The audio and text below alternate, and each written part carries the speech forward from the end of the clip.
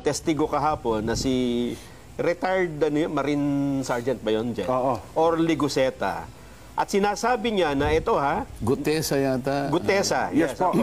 Notary Public Attorney Pechi Rose Espera, September 25, 2025, ay categorically deny notarizing, signing, or participating in the preparation of the said document.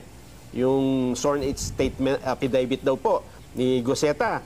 The signature and notarial details attributed to me are falsified and unauthorized.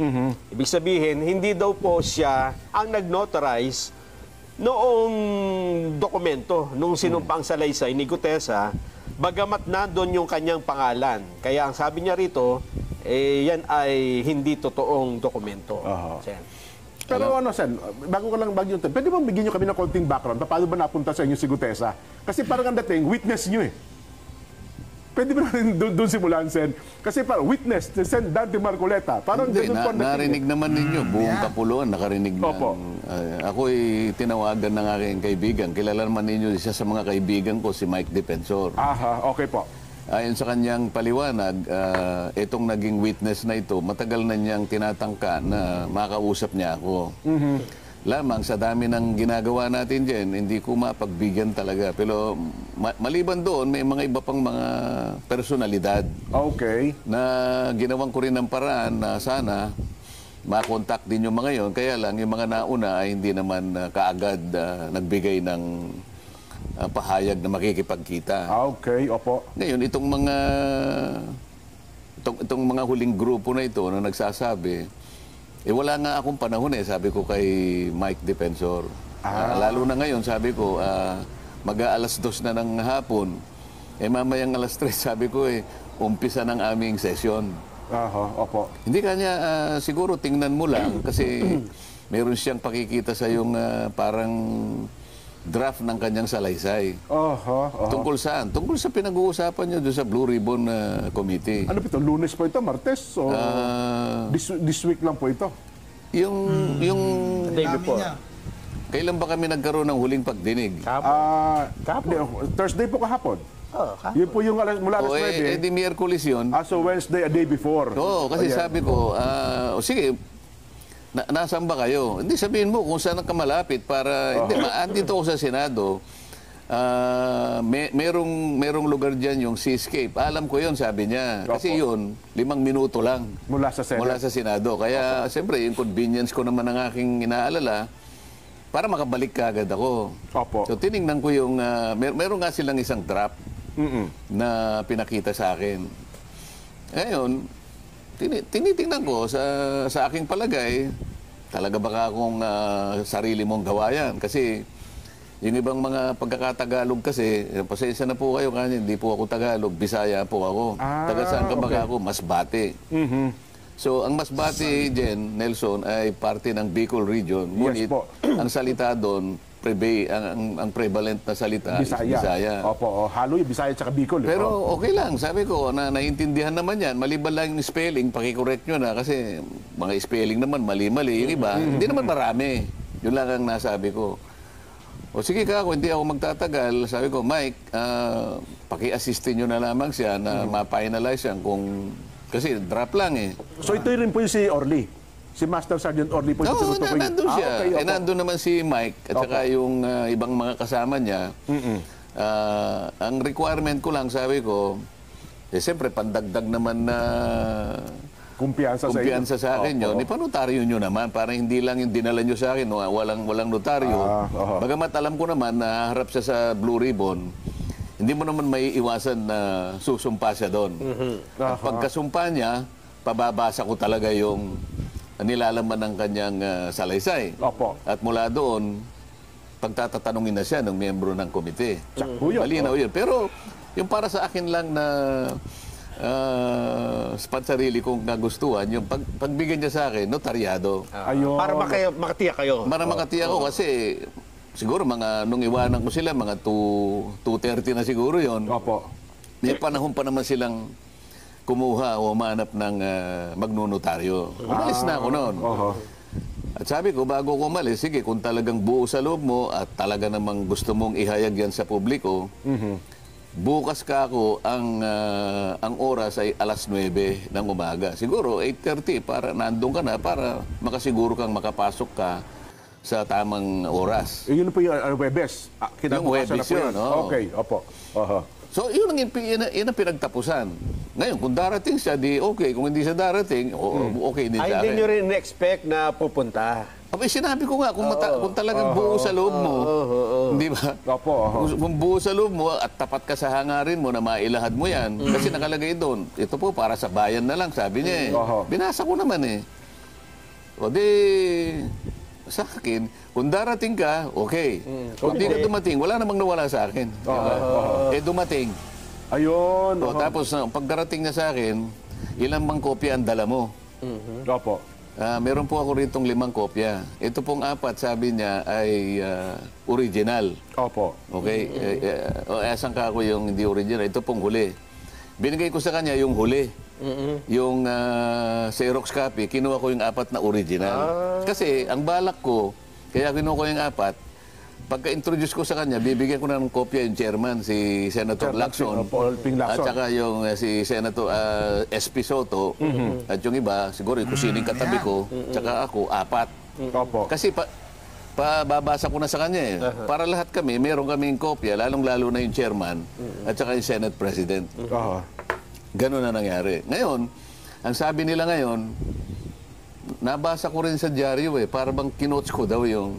Kasi, kaya ko lang na binanggit na, teka muna, dahan-dahan kang magbasa. Ayun, opo. Dahan-dahan kang magbasa. Kung ano yung nakasulat, huwag mong lalakta. Parang kasi meron kang hindi nababasa. Alam din ni Senator Lacson yun dahil may kopya siya eh. Kasi doon sa pinakagitnang bahagi, meron siyang isang linya na hindi nabasa. Yung panapos ng papel, yung sa ilalim. Kinapos. Merong nalalaktawan doon eh. Kinapos. Hindi ko naman alam na ganun yung binabasa niya. Ngayon, yung binabasa ko yung kompleto. Bakit hindi niya binasa yung last line? Ipinalampas ko muna yun, baka magkamali. Tapos nung dumating na naman sa pangalawang pahina, nilaktawan niya na naman yung 2 pahina, ay yung 2 linya. Teka muna nga ako. Basahin mo ng maigi. Opo. Alam ni Senator Lacson at saka ni Senator Soto at saka yung katabi ko, siguro si Senator Win, kasi may hawak kami binabasa. Sinusundan namin yung binabasa niya. Di ba? Opo. Lumalabas kasi sa social media. Sabi niya, sumagot siya, kasi po ito pong kopya ko, may putol yung sa baba. Ayun yung Xerox Kaya copy. ginawa ko, yung binigay niya sa akin, binigay ko sa kanya. Kanyang galing lahat yun, hindi naman akin yun eh. So yun po yung Xerox copy. Siguro pagkaka-Xerox. Baka ganun na nangyari. Kaya ang ginawa ko, ako na nagsabi, yan, pagpalit muna tayo. Makita ko nga naman, putol yung... So lumalabas... Sinasabi nila ngayon, kino-coach ko na naman. Ayun po, saan ang lumalabas sa social media? TikTok, halos lahat. Na lumalabas na kino-coach nyo raw yung itong si Hindi po, Master Sergeant Gutesa. Yun pong binigay niya sa aking 4 na original, kinuha ko po yon sapagkat ang bala ko, yung isa, ibibigay ko kagad kay Senator Lacson na siya yung chairman.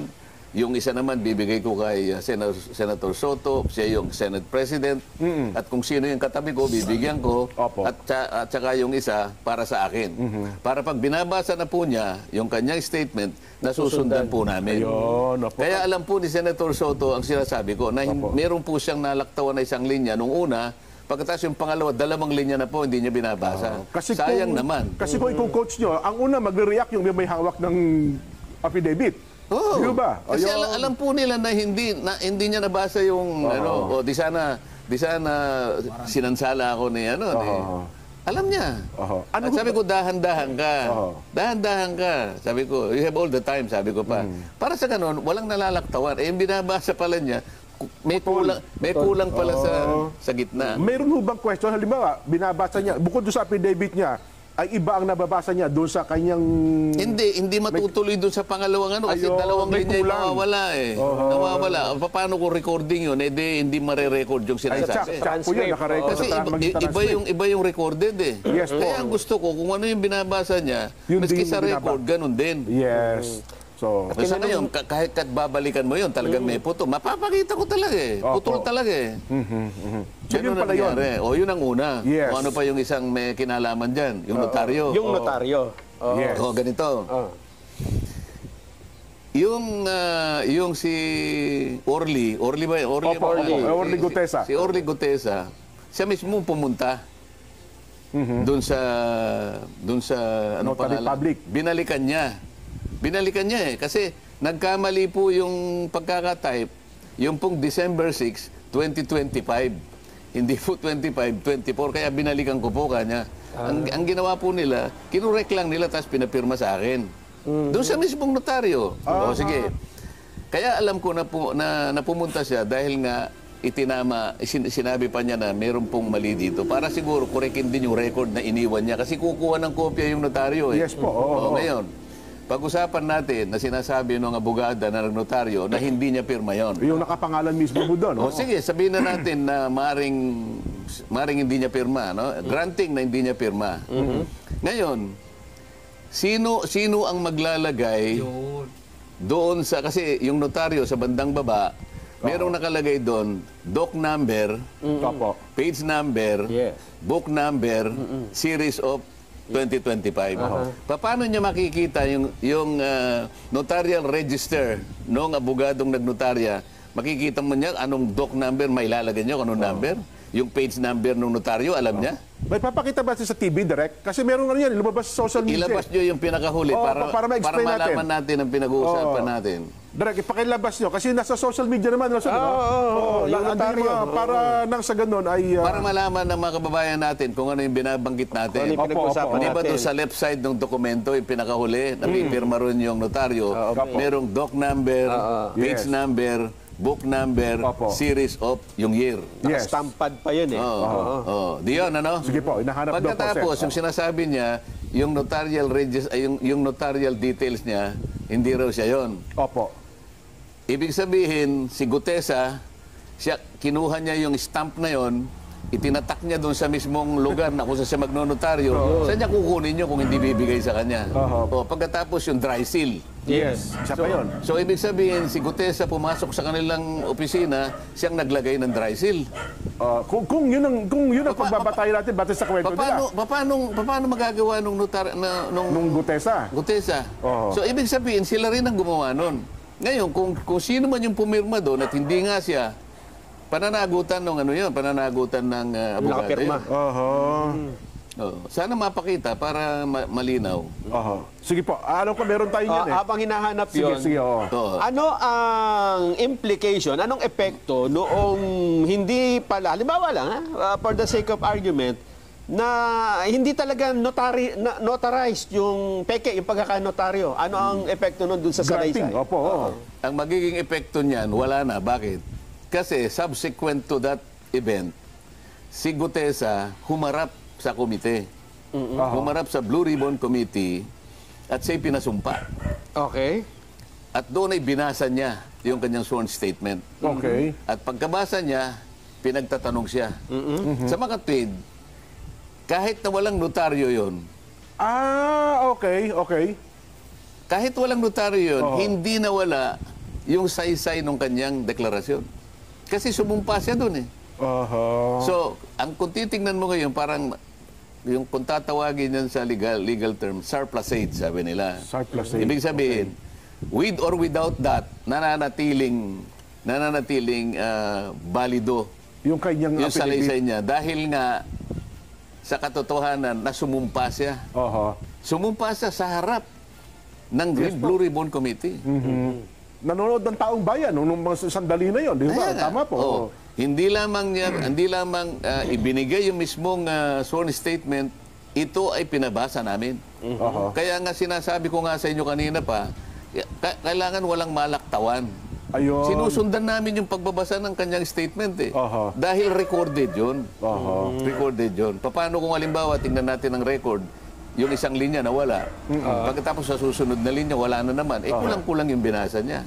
Magkakaroon ng problema doon. Ayun. Kaya ako pinaulit sa kanya, ulitin mo, dahan-dahan ka lang. Para recorded. Sa kanya yun, salita niya yun eh. Oho. Oo. Ito sa ano to? Okay na raw. Ipakita natin sa telebisyon yung binabanggit o yung dokumento. Hindi, yung pinakahuling, Yung sa huli. yung huling pahina, Last part, nandun last page. yung...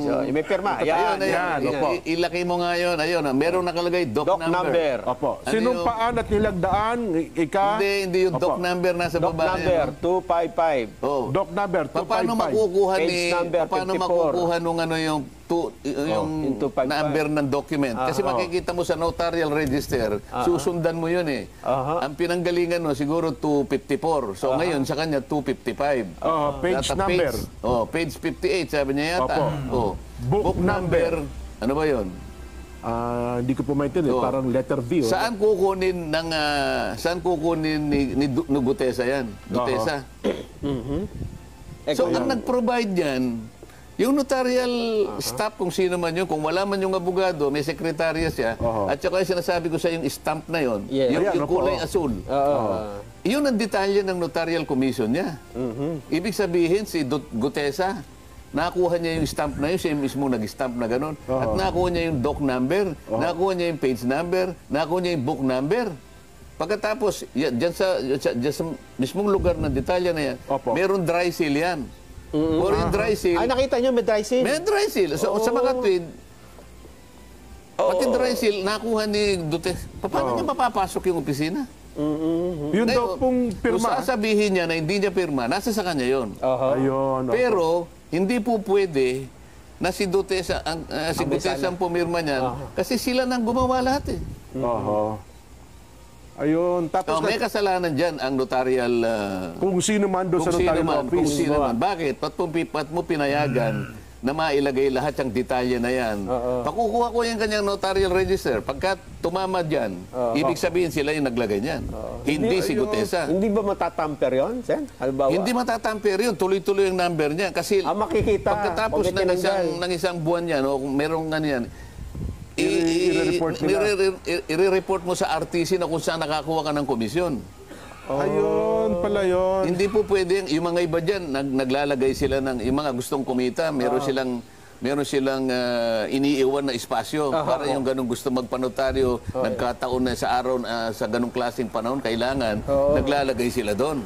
Post-dated, parang gano'n. Yung mga ganun, unrelated. lalo na, alimbawa, yung mga 2 years na ganyan, nahanap ng ganyan. Ng puwang. Ay, ngayon, mahigpit ngayon, kaya i-report mo yung notarial register mo, makikita mo tuloy-tuloy yan. Opo. Masasabihin ako, yung notarial register ng abogada na yan. Opo. Ibig sabihin, tatama doon sa ginawa nila. O, notarial register na ibig sabihin, nakuha ni Gutesa yung kanilang notarial register. Imposible yun. Nako, oo. Oh. Problema pa pala yung peteche na yun pagka nagkataon. Baka akala niya hindi siya subject to disciplinary action. Oho. Oo. Kaya kung sasabihin niya, okay, hindi ko pirma yan, maaari. Pero ikaw ang nag-facilitate para yung notarial details mo at saka lahat ng nakalagay doon, doc number, page number, book number, walang kinalaman yung Gutesa na yun. Kahit kailan hindi niya makikita at hindi niya alam kung saan niya kukunin yun. Maliban ako, sinabi yung sandali yan, nakugub ang kanyang opisina, no? Oh, imposible naman yun. Imposible. At halimbawa, Sen, may nakapanood dyan at dyan din nagpanotaryo. Nako. At ipakita, dyan ka tumi nagpapanotaryo, yan talagang pumipirma. Oho. Yari yung Si law Atty. office na yan. Talagang gagawin natin dyan, para makita yung katwiran dyan. Yung notarial register, pasasabpi na natin. Ayun. Makikita mo, para ko nang nakita, tatama doon sa page number, doc number, page number, book number. Yung tatlong yun. Kasi yung series of, yung year lang, madali naman yun, 2025 eh. Pagka sinabing nawawala po, bigla nawala. Si Bala na kayo gumawa ng konklusyon.